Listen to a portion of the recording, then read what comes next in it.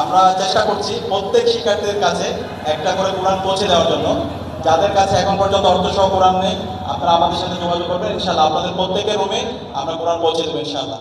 অসাধারণ ইফতার মাহফিলের আয়োজন করার জন্য মাদ্রাসাতে ইফতার একটা হচ্ছে অনবদ্য একটা আয়োজন।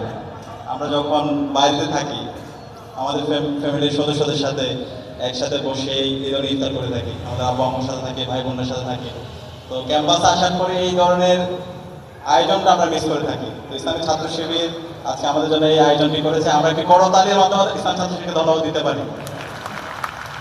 একই সাথে রমজান মাস, এই রমজান মাস হচ্ছে কোরআন নাজিলের মাস, রহমত মাগফিরাত নাজাতের মাস, এবং আল্লাহ রাসূল ইসলাম বিদায় হজ্জের ভাষণে বলেছেন, আমি তোমাদের জন্য দুইটা গ্রন্থ রেখে যাচ্ছি, যতদিন পর্যন্ত এই দুইটা গ্রন্থকে তোমরা শক্তভাবে আঁকড়ে ধরবে তোমরা পথভ্রষ্ট হবে না। একটা হচ্ছে কিতাবুল্লাহ পবিত্র কোরআন মাজিদ, আর একটা হচ্ছে রাসূলুল্লাহ সুন্নাহ। তো এই কোরআন এবং হাদিসকে আমাদের শক্তভাবে আঁকড়ে ধরতে হবে।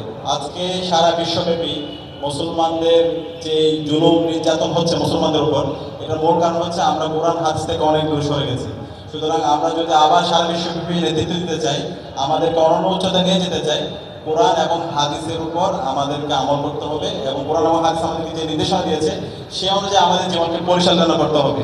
তো আমি আশা করব আজকে এখানে যারা উপস্থিত হয়েছেন, আমাদের এই রমজানে এই কোরআনটা একবার হলেও অর্থসহ শেষ করা দরকার। আমরা চেষ্টা করছি প্রত্যেক শিক্ষার্থীদের কাছে একটা করে কোরআন পৌঁছে দেওয়ার জন্য। যাদের কাছে এখন পর্যন্ত অর্থসহ কোরআন নেই, আপনারা আমাদের সাথে যোগাযোগ করবেন, ইনশাআল্লাহ আপনাদের প্রত্যেকের রুমে আমরা কোরআন পৌঁছে দেবো ইনশাআল্লাহ। এবং আমরা আপনাদের প্রতি রিকোয়েস্ট করবো, এই রমজানে আমরা কোরআন শুরু থেকে শেষ পর্যন্ত অর্থসহ একবার শেষ করবো ইনশাআল্লাহ। আমরা কি পারবো ইনশাআল্লাহ? দেখেন, এই কোরআনের সব অনুবাদ যদি আমরা এক জায়গায় করি সর্বোচ্চ 700 পৃষ্ঠা হবে। এই 700 পৃষ্ঠার উপন্যাস অনেকে আমরা এক রাতে শেষ করে ফেলেছি, কিন্তু কোরআনটা আমাদের জীবন শেষ হয়ে যাচ্ছে, কিন্তু এখন পর্যন্ত আল্লাহ তাআলা কোরআনে কি বলছে সেটা আমরা জানি না।